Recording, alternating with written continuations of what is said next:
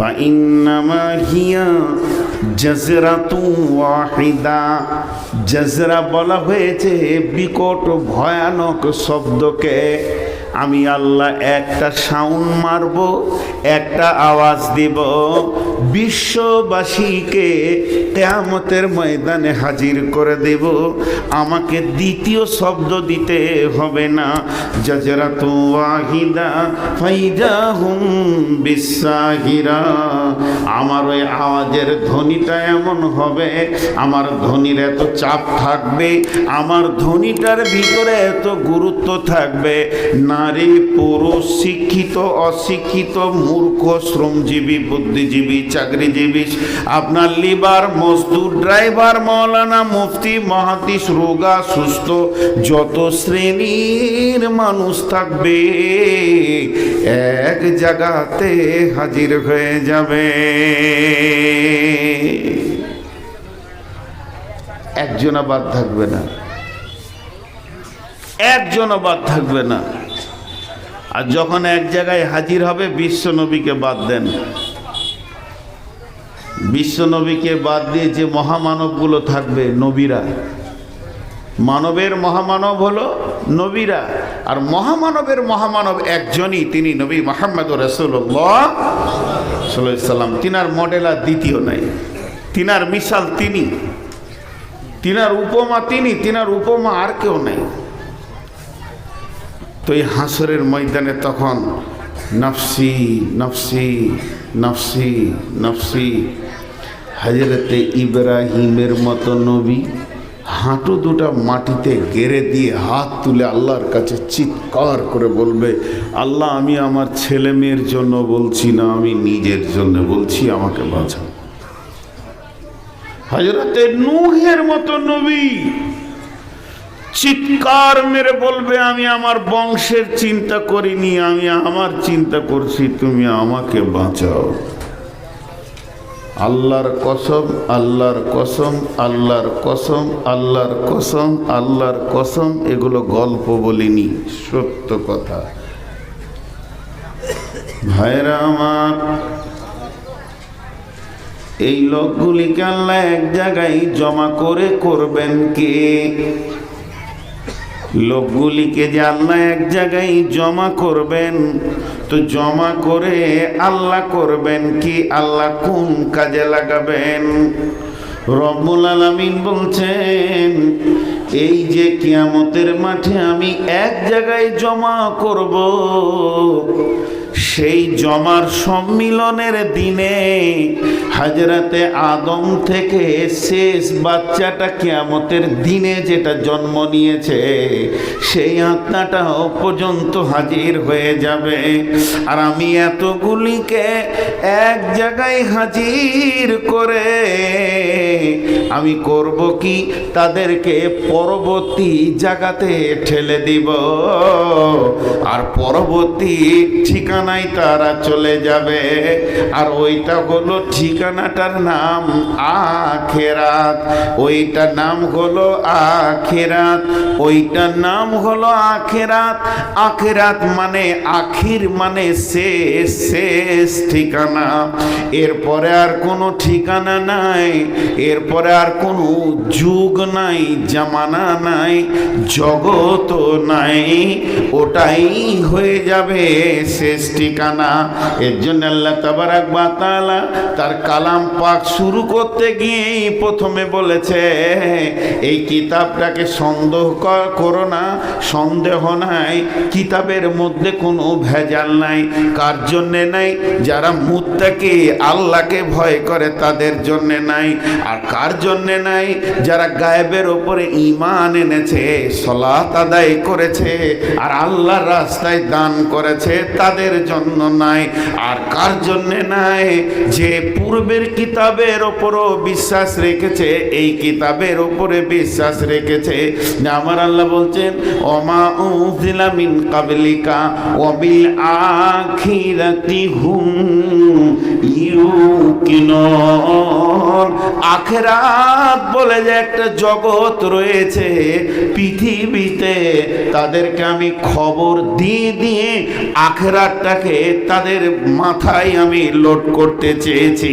তারা বসে থাকবে পৃথিবীতে আর সেখান থেকে দেখতে পাবে আখেরাতের জ্যান্ত জ্বলন্ত জায়গাকে, সুখের জায়গাকে, দুঃখের জায়গাকে, সেখানে ওহীদকে দেখবে, ওয়াদাকে দেখবে, জান্নাত দেখবে, জাহান্নাম দেখবে। তাদের সে আকিল জ্ঞানটা আমি দিয়েছি, পৃথিবীতে বসে সে জায়গাকে লক্ষ্য করে নেবে আমি কোন রোডে চলবো। আল্লাহ বলছেন ওয়া হাদাইনাহুন নাজদাইন, তোদেরকে দুইটা রাস্তা দেওয়া হয়েছে। একটা রাস্তা গিয়ে শেষ হয়েছে জান্নাতুল ফেরদাউসের গেটে, আর একটা শেষ হয়েছে মানে লিলিহান অগ্নিশিখাতে গিয়ে। আল্লাহ সূরা বাকারায় বলছেন আল্লাহু ওয়ালিয়ুল্লাযীনা আমানু ইখরিজুহুম মিনাদ যুলুমাতি ইলান নূর ওয়াল্লাযীনা কাফারু আউলিয়াউহুমুত তাগুত ইখরিজুনাহুম মিনান নূরি ইলাজ যুলুমাত উলাইকা আসহাবুন নারি হুম ফিহা খালিদুন। যারা আল্লাহর সঙ্গে আপোষ করেছে, আল্লাহকে আপন বলে মেনে নিয়েছে, বিশ্ব নবীকে নবী বলে মেনে নিয়েছে, চেহারাতে, চরিত্রতে, ব্যবসাতে, ভালোতে যারা নিজেকে রসুলকে আপন জন বলে মেনে নিয়েছে, যাদের দিলে ঢুকে গেছে এই আইডিয়ালে, এই মতে আদর্শের মধ্যে জান্নাত রয়েছে, যারা এটাকে গ্রহণ করে নিয়েছে, আল্লাহর হুকুমকে গ্রহণ করে নিয়েছে, দিনের কানুনগুলোকে মেনে নিয়েছে, তারা কি করেছে? কি করেছে? আমার রব বলছে তারা কি করেছে? কি করেছে? তারা অন্ধকার থেকে বের হয়ে এসে আলোর রাস্তা ধরে নিয়েছে। আর যারা আপোষ করেছে শয়তানের সঙ্গে, চেহারাতে দাড়ি রাখবো না, মাস্তানি চুল ছাড়বো না, টাকনুর নিচে কাপড় ছাড়বো না, মদ ছাড়বো না, জুয়া ছাড়বো না, চুড়ি ছাড়বো না, জালসা শুনবো যেমন কার তেমনি থাকবো, 90 ডিগ্রি অ্যাঙ্গেলের বেঁকা আছে অমনি থাকবো, পর্দায় ঢুকবো না, বেপর্দা থাকবো, জিনা ব্যভিচারে মেত হয়ে থাকবো। আল্লাহ এদের জন্য বলছেন ওয়াল্লাযীনা কাফারু আউলিয়াউহুমুত তাগুত ইখরিজুনাহুম মিনান নূরি ইলাজ যুলুমাত। তারা দুইখানা জিনিস প্রথম করেছে। এক নম্বরে কোরআনকে ইনকার করেছে, আর কাফেরদের সঙ্গে আর নিজের জিন্দেগিটাকে মিলিয়েছে, আর তাগুত শক্তি, শয়তানের শক্তির সাথে আপোষ করে নিয়েছে। তারা কি করেছে? কি করেছে? কি করেছে? আলোর রাস্তা ছেড়ে দিয়ে আঁধারের রাস্তা ধরেছে। ওই রাস্তাটা কত দূর যাবে? উলাইকা আসহাবুন নারি হুম ফিহা খালিদুন। এই রাস্তাটা গিয়ে পৌঁছাবে জ্বলন্ত লেলিহান আগুনের ভিতরে।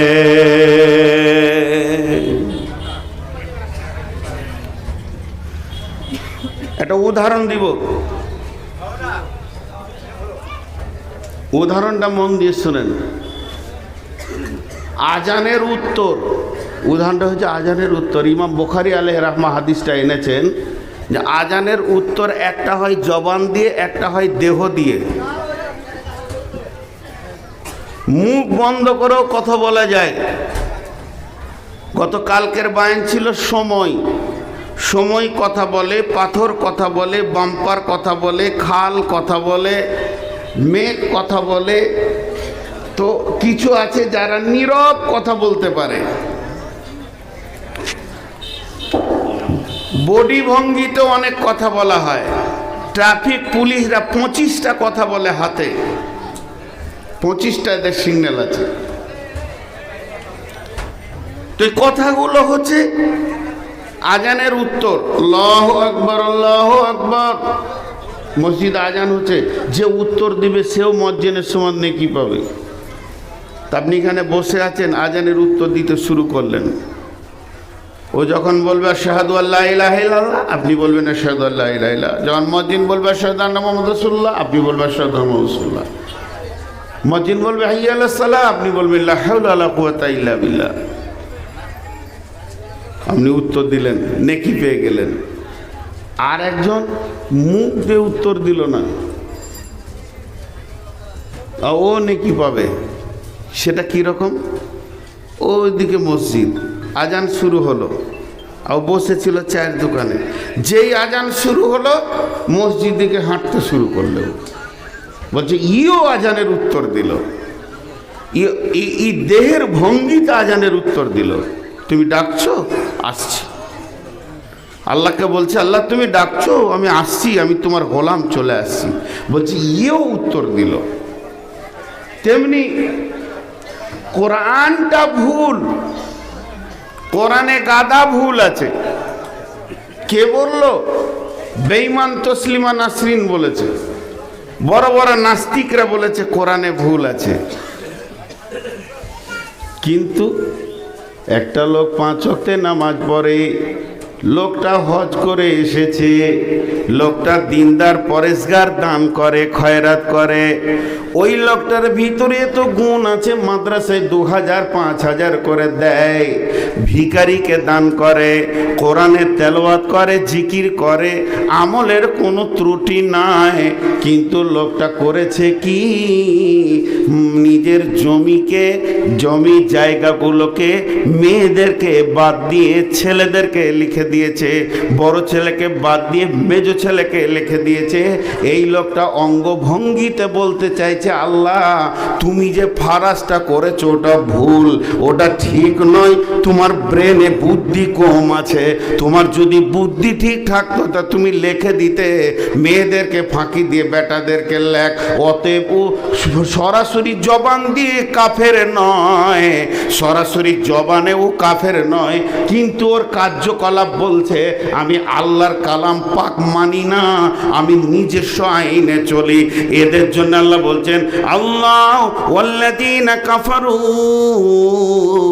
আউলিয়াউহুম তাগুত।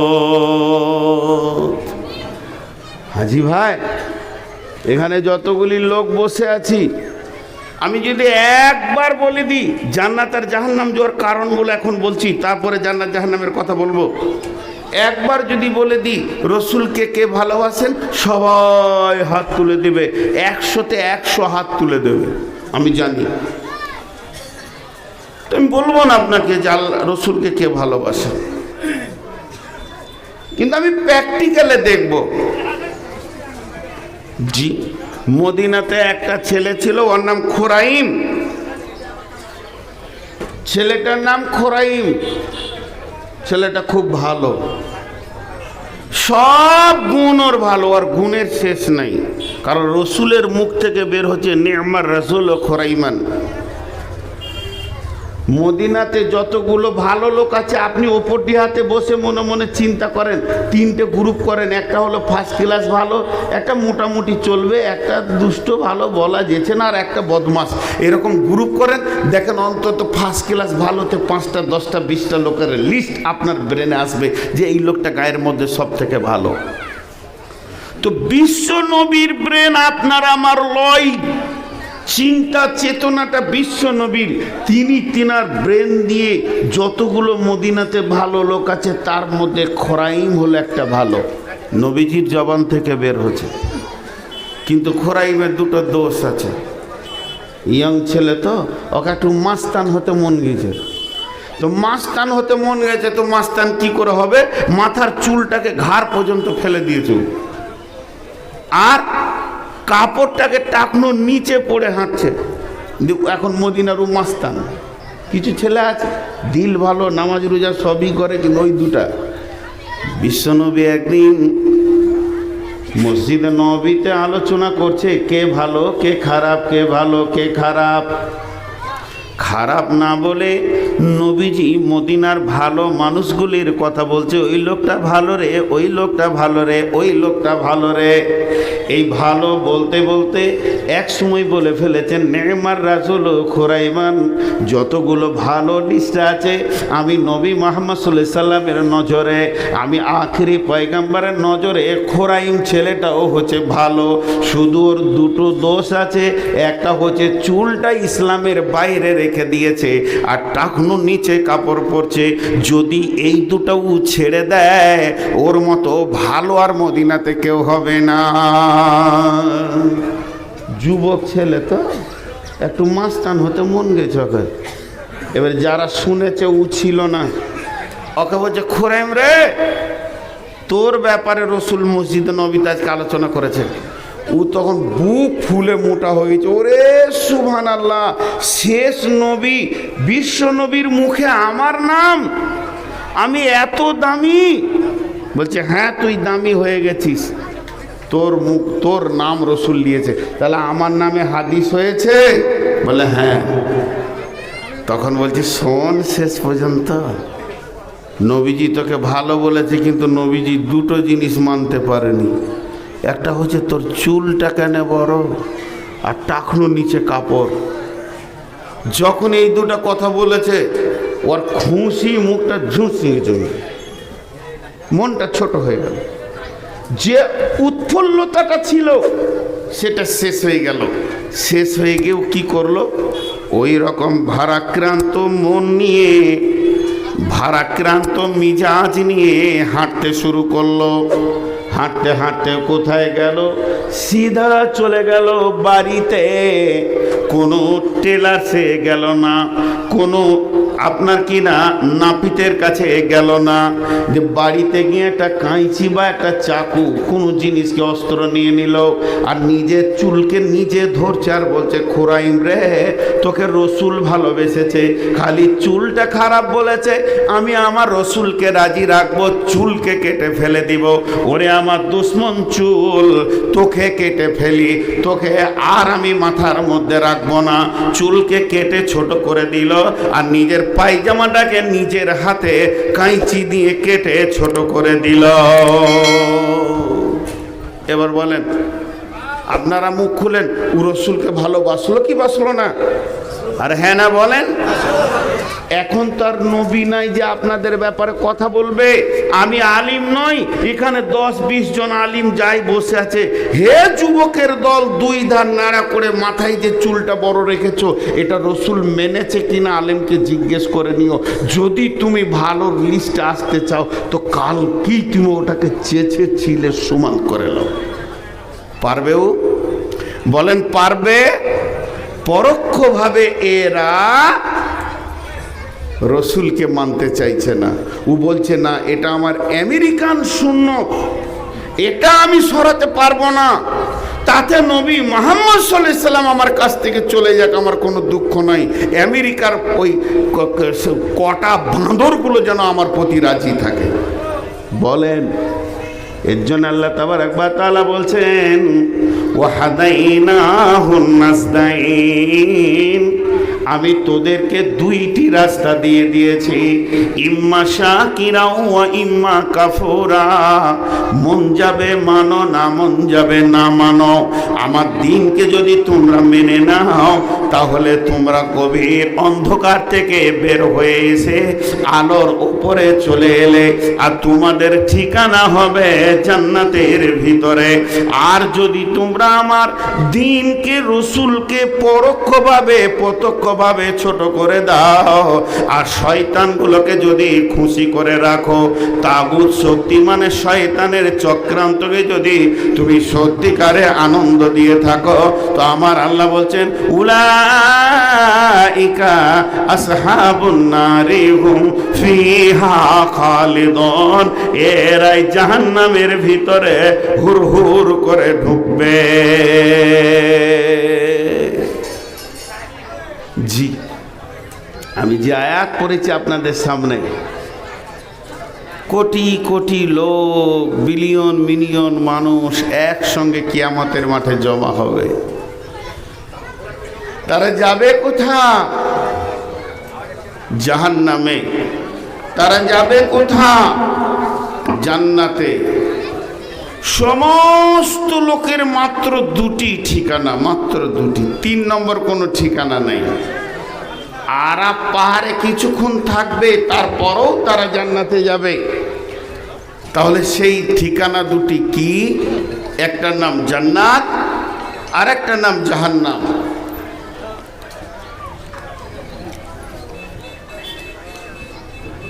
বিসমিল্লাহির রহমানির রহিম। ফাআম্মা মান তাগা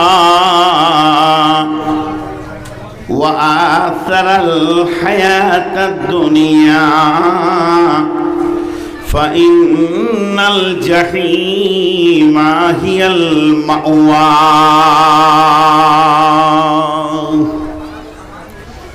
وأما من خاف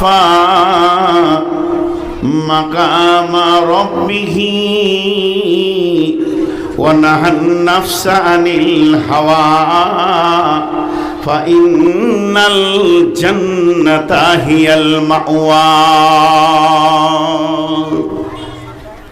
আল্লাহ তাবারক ওয়া তাআলা বলছেন, কিয়ামত যেদিন শেষ হয়ে যাবে, আমি লাখ লাখ লোককে, কোটি কোটি বিলিয়ন মিলিয়ন, এক কথায় যতগুলি জিন আর ইনসান মানুষ জন্ম নেবে, সবকে কিয়ামতের মাঠে আমি জমা করব।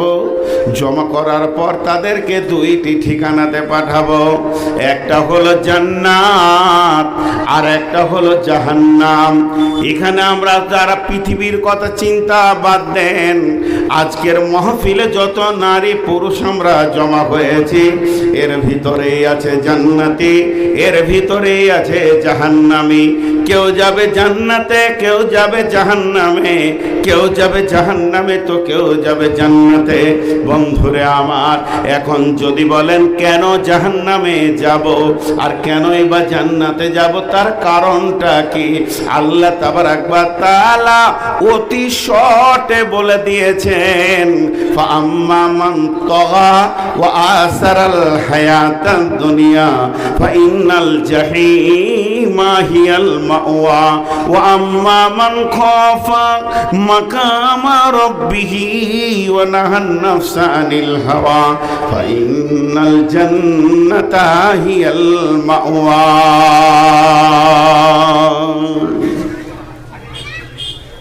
এখন যদি আপনাকে কাগজ কলম দেওয়া হয় যে গুনহার একটা লিস্ট করে দেন, হয়তো আপনারাই বললেন 8-10 জন আলিমকে যে আপনারা গুনহার একটা লিস্ট বানিয়ে দেন, গুনহার একটা লিস্ট বানিয়ে দেন আর নেকির একটা লিস্ট বানিয়ে দেন।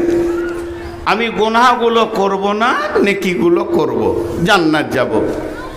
পৃথিবীর সব আলিম এক জায়গায় বসে গেলে সম্ভব নয় কোনটা গুনহা আর কোনটা নেকি লিস্ট করে দেওয়া। বিশ্বনবী এক কথাই বলেছে, যেটা তুমি অপছন্দ করো যে আমার এই খবরটা অন্য কেউ শুনে নেক, এটা অপছন্দ করো। তুমি যদি অপছন্দ করো আমার এই জিনিসটা কেউ যেন না শোনে, আমার খবরটা যেন কেউ না শুনে, যে ব্যাপারটা তুমি গোপন করতে চাও, ওটাই গুনহা। গুনহার ডেফিনেশন দিয়েছেন বিশ্বনবী। কিন্তু এখানে আল্লাহ কি বলছেন, যে এত বড় লিস্ট কোনো আলিম বানাতে পারবে না, কোনো শিক্ষিত ব্যক্তির দ্বারা সম্ভব হবে না। একটা উদাহরণ দিব। ডিহিপাড়ায়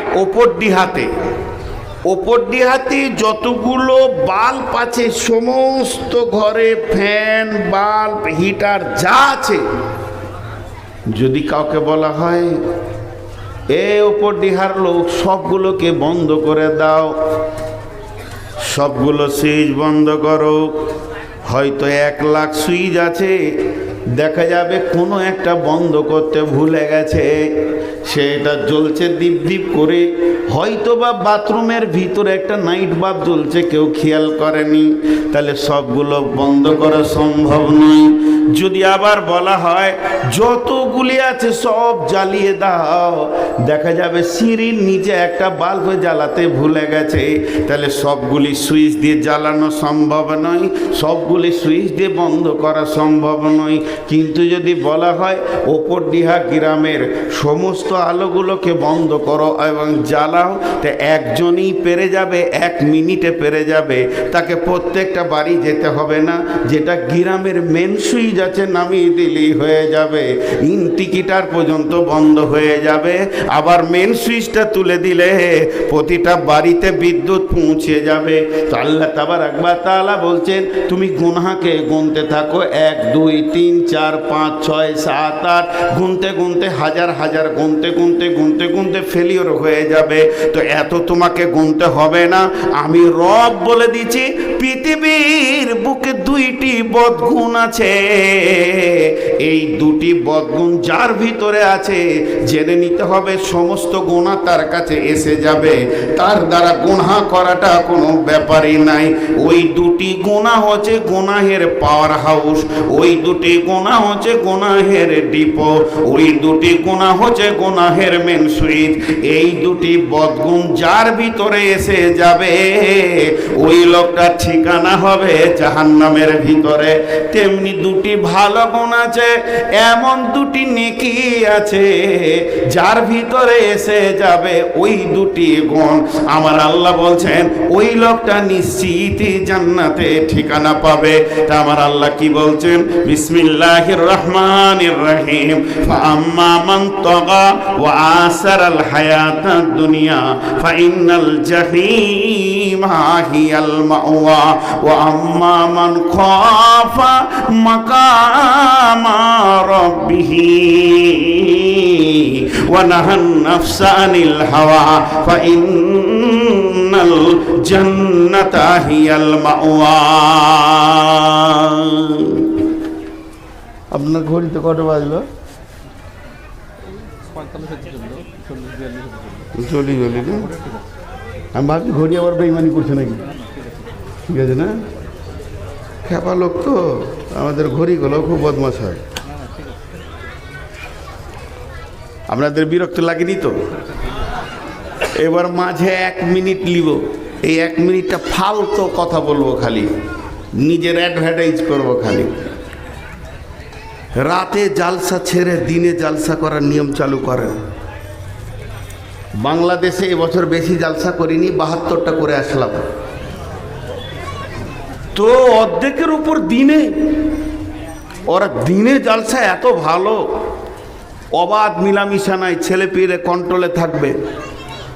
এত ঘেরা বেড়া দরকার ছিল না, ফাঁকা করে দেন, এটাও দরকার নাই, শুধু স্টেজ থাকবে ওইটা করেছেন দিয়ে, আর দুদিকে হ্যালোজিন দিয়েছেন, মনে হচ্ছে যেন আমি সাদ্দাম হোসেন কালকে ফাঁসিয়ে দিবে তাই হাই বাল্বে রেখেছেন, ঘেমে শেষ হয়ে গেলাম। আর এই বুড়োটাকে লাইট দিয়ে দেখার কি দরকার আছে? আর যখন মনটা বলতো যে লোক আমাকে দেখুক তখন কেউ দেখতে যায়নি, আর এখন ছবি লিখে, কোন দুঃখ। তো এই দিনে জালসা করার নিয়ত করেন, দিনে জালসাতে লাভ আছে, সকাল থেকে শুরু করেন মাগরিবের আগে শেষ করেন। রাতে অনুষ্ঠান একমাত্র নন মুসলিমদের অনুষ্ঠান। জি, রাতে চরিত্র নষ্ট হয়। রাতের ব্যাপারে আল্লাহ কয়েকটি কথা বলেছেন, বিশ্ব নবীকে হুমকি দিয়েছে, অদ্দোহা ওয়াল লাইলি ইদা সাজা, চলমান রাতের কসম দিচ্ছি তোমার চরিত্র ওইখানেই গঠন হবে। চরিত্র নোংরা হয় সন্ধ্যার টাইমে, লুচ্চারা এধার এধার ঘুরে বেড়ায়। জি, আর রাতে জালসা করা মানে লুচ্চাদের সুযোগ করে দেওয়া। রাতে জালসা করা মানে লুচ্চাদের সুযোগ করে দেওয়া। বহু জায়গায় বলেছি, কিন্তু মানুষ মানে না। দিনে জালসা করেন, দিনে জালসা করেন, অনুষ্ঠান দিনে হবে। পার্টির মিটিং হয়ে যাচ্ছে দিনে, 1 লাখ লোক হচ্ছে, আর খালি জালসাটাকে টেনে নিয়েছে রাতে ফেলছে। কথা ঠিক বলেছি না ভুল? এরপর তো দিনই হবে এলাকায়, না? হ্যাঁ, যে ডেট নেওয়ার পর যখন বলবো যে দিনে করবেন, তো মানছে না কমিটি, আপনাকে তাড়াতাড়ি দিয়ে দেবো 9টার সময়। যখন পৌঁছে যাবো তখন বলবে আসলে আদায় চলছে তো 11:30টায় দেবো। কলছে চালিয়ে দিলে লোক। জি ভাই, 9টায় বলে ডেকে 11:30টায় দেয়। কত ওয়াদা খিলাফ নেবেন? যাই হোক, এখন আমি আমার বায়নের দিকে এগিয়ে যাচ্ছি। এই বদগুণ দুটি কি আর ভালো গুণ দুটি কি? বদগুণ দুটি হলো, একটার নাম তগা। ফাআম্মা মান তগা, তগা কাকে বলে? তগার রূপটা কেমন, তগা দেখতে কেমন, তগার উৎসটা কোথা থেকে সৃষ্টি হয়েছে? বন্ধুরে, চায়ের দোকানে গিয়ে খালি বলেন এক কাপ চা দেন, এক কাপ চা দেন, চা পাতি দেবেন না, অতি থাকবে পানি, অতি থাকবে চিনি, অতি থাকবে দুধ, অতি থাকবে চা পাতির রস, চারটা মিলিয়ে চা হয়। সেলিম একটা পান দাও, শুধু পানটা দেবে না, পানের ওপরে চুন পড়বে, চুনের ওপরে খয়ের পড়বে, তারপরে সুপারি পড়বে, তারপরে পান মশলা মিষ্টি পড়বে, হারামখোরদের আবার জর্দা পড়বে নাজি ভাই, তারপরে তার নাম হবে পান। তেমনি তগা বলা হয়েছে কয়েকটি শব্দের সমন্বয়ে একটা শব্দকে তগা বলা হয়েছে। রিয়া, তাকাব্বুর, অহংকার, আত্মতুষ্টি। রিয়া, তাকাব্বুর, অহংকার, আত্মতুষ্টিকে এক জায়গায় জমা করলে ওটার নাম হয়ে যাবে তগা। যার ভিতরে আত্মতুষ্টি এসে গেছে, মাশাআল্লাহ আমার মতো ইমানদার কেউ নাই, অথচ উমারের মতো সাহাবী বিশ্বনবীকে বলছেন ইয়া রাসূলুল্লাহ, আল্লাহর কাছে দোয়া করে দেন, আল্লাহ যেদিন জাহান্নামে 3 মুষ্টি বের করবে, আমি উমার যেন মুষ্টিতে চলে আসতে পারি। তাদের আত্মতুষ্টি ছিল না এত আমলের পর।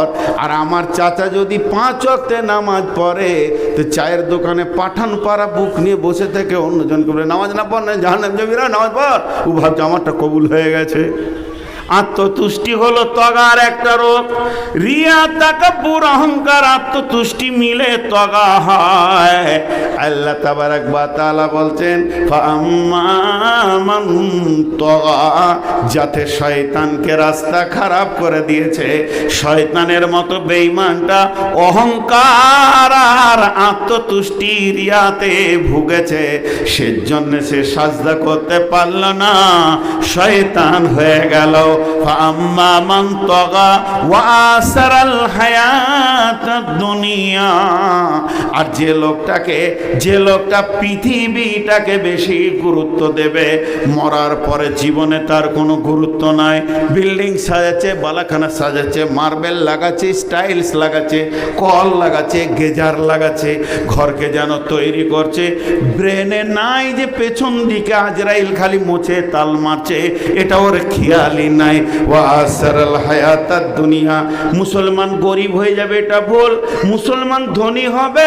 হযরত উসমান গনি মালদার ছিলেন, তার মালের অভাব ছিল না। আব্দুর রহমান ইবনে আউফ মালদার ছিলেন, হযরতে সুলাইমান মালদার ছিলেন, হযরতে দাউদ নবী মালদার ছিলেন, কিন্তু তাদের প্রতিনিয়ত চোখের পানিতে তারা আখিরাতের ভয়ে কেঁদেছে। মালদারের মাল হবে, কিন্তু মাল জুতোর মতো পায়ের তলায় থাকবে, আখিরাত তার সামনে থাকবে, সে আখিরাতকে চিন্তা করবে। এর জন্য আল্লাহ তাবারাক ওয়া তাআলা বলে নাই যে মাল যার হবে সে জাহান্নামে যাবে, বরং বলেছেন ও আসারাল হায়াতাদ দুনিয়া, যে পৃথিবীটাকে বেশি জড়িয়ে ধরে নিয়েছে, পৃথিবীর আনন্দটা শেষ আনন্দ মনে করে নিয়েছে, মরার পরে যে একটা জীবন আছে এ ব্যাপারে তার কোনো খেয়ালই নাই।